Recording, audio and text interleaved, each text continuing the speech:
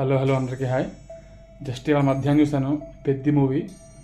Cinema విషయానికి వస్తే నాకు అందరికీ ఎలా అందుకున్నా తెలియదు, కానీ నాకైతే పిచ్చగా నచ్చేసింది సినిమా.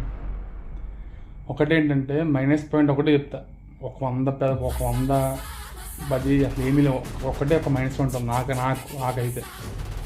జాన్వీ కపూర్ గారి సీన్స్ ఉన్నాయి కదా, అవి తీసేస్తే సినిమా పీక్ అసలు మామూలు కాదు.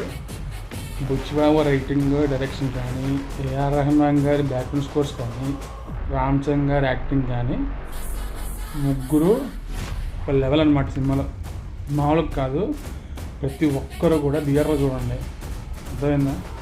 ఎవ్వరు చెప్పినా నెగిటివ్ రివ్యూస్ కానీ తప్పుడు మాటలు కానీ అసలు వినొద్దు, నమ్మొద్దు.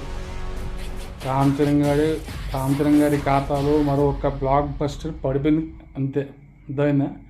సో మీ దగ్గరలోని థియేటర్లో చూడండి. సినిమా అయితే యునానిమస్ బ్లాక్ బస్టర్, అసలు మామూలు కాదు. నాకైతే పిచ్చగా నచ్చేసింది.